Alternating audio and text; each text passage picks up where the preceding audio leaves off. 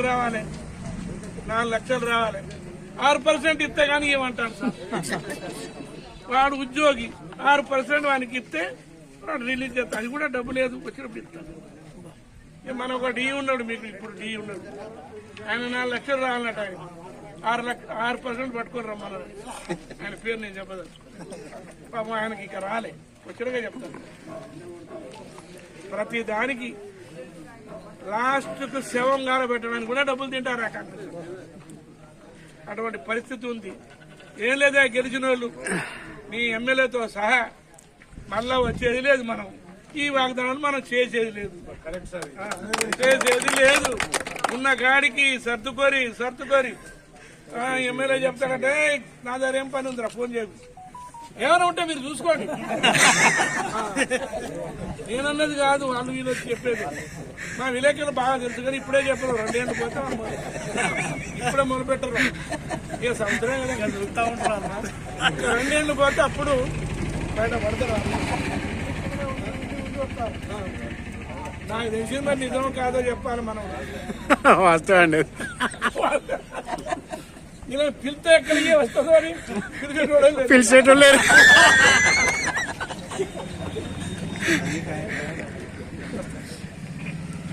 నిజంగా నేను నాకు విమర్శ రాదు, కానీ చాలా అన్యాయం, చాలా దౌర్భాగ్యం ఈ కాంగ్రెస్ పార్టీ. నేను కాంగ్రెస్ పార్టీలో ఉన్నా కానీ అప్పుడు మహానుభావులు రాజశేఖర రెడ్డి గారిని అంటూ అట్లా చేయలేదు. చాలా న్యాయంగా అందరికి ఇళ్ళు అంటే అందరికి ఇళ్ళు వచ్చాయి. ఎవరు కట్టుకో వర్ష పెట్టే ఇచ్చినాం.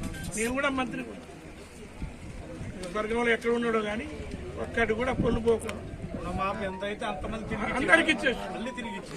కానీ ఇప్పుడు ఉన్నోళ్ళంతా బట్టబాదులు బైరాగులు సీట్లో కూర్చున్నారు. వాస్తవం లూటిగాండ్లు కూర్చున్నారు. ఏమనికి దొరికితే అంత వాళ్ళు లూటి చేస్తారు.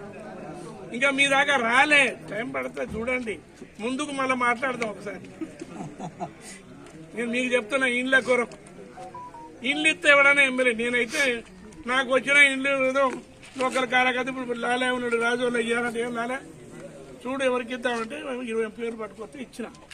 అదే పేదోడో ఉన్నాడో అని చూడలే, కార్యకర్తలు చెప్పిన ఇండ్లు ఇచ్చిన వాళ్ళు కట్టుకున్నారు. మొత్తం కొరివి అంతా సర్వే చేయించారు. అరువురట వాళ్ళు న్యాయంగా పోతున్నాం, మేము పేదలకు ఇస్తున్నామని చెప్పుకున్నాం. చేత 650 మంది తెలియదు, నాకు తెలిసిన సమాచారం. 650 మంది పేరు చదివిండ్రు, 20 పాతికి వస్తాయి. కాంగ్రెస్ వాళ్ళే వీళ్ళు నాకంటే నాకు వాళ్ళేది అనుకుంటా. ఈ మన దాకా రాలే, మనోళ్ళు వాళ్ళ అడుగులేదు అనుకుంటారు. మనం ఏం చేస్తాం, మనోళ్ళు అనుకుంటా.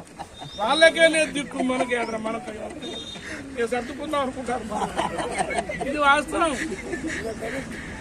మనోళ్ళు అంటారు ఇచ్చనే అలాగడికి లేదు సార్ మనకి వెళ్తారు. ఇక ఊళ్ళల్లో కాంగ్రెస్ నేను ఇంకోటి చెప్తున్నా, ఇచ్చినా ఒకవేళ ఇండ్లు వస్తాయి చేరుకుంటారు. కాబట్టి వాళ్ళు చెప్పిన డేట్లు చాలా పోయినాయి. ఆ ఇండ్లు కూడా ఆగస్టు అన్నారు, సెప్టెంబర్ అన్నారు, అక్టోబర్ అన్నారు, నవంబర్, డిసెంబర్ అన్నారు, జనవరి అన్నారు. ఇప్పుడు మళ్ళా 31 మార్చి దాటిపోతాడు. ఓకే, ఉగాదికి వస్తే నీకు నమ్మకం. ఒకవేళ వచ్చిన వారి ఇల్లు కట్టుకుంటారు. నేను ఇలా చెప్తాను, మళ్ళీ ముందుకు మాట్లాడు. వాడు పోయి వానికి చూపెడతారు, ఏ డీలు ఏడ ఉన్నారో తెలియదు. వాడు పోయి మార్కౌట్ ఇవ్వాలి, వానికి ముట్టు చుట్టూ తిరగాలి. వచ్చి మార్కౌట్ ఇస్తాడు, వాడు మొదలుపెట్టి కడతాడు.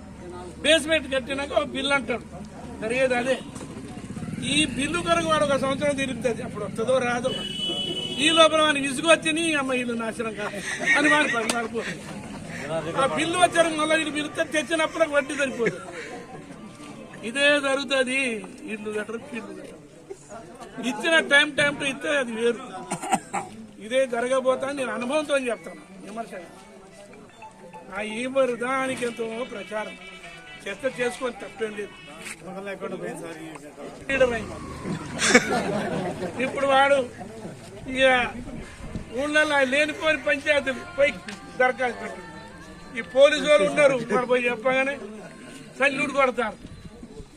అయిన వాళ్ళు కానీ విచారించేది లేదు, న్యాయం లేదు, మన్ను లేదు. ఏ ఏది పెడతావా నీ సంగతి చూడాలన్నా పోయి ఎమ్మెల్యే చెప్తా. ఇది పరిస్థితి నడుస్తుంది. మీరు ఎవరైనా చేసినా ఇసుక బండి పోతా అంటే ఎవడో వాడు మరి పట్టో కాదు ఎవడో ఫోన్ సార్ నా బండి పట్టుకురంటే ఫోన్ చేసి చెప్పింది. నేను విమానంగా చెప్తాను. అసలు మనోడు మందోడు చూడలేదు. నేను చిన్నగూడూరు రామరెడ్డి గారు ఫోన్ చేసిండే ఏందా మా చిన్నగూడూరులో బండ్లు నడపాలంటే వీళ్ళే తప్ప అందరినీ నడుపుకోవాలి అంటే ఎప్పుడైనా చెప్పినా ఆయన నన్ను విమర్శిస్తాడు. నా ముందు ఎంత అసలు వాస్తవంగా నా నిజాయితీ ముందు వాడు దేనికి పనికొస్తాడు? నా మంచితనం ముందు, నా నిజాయితీ ముందు, నా పనితనం ముందు, నా సేవాభావం ముందు దేనికి పనికొస్తాడు?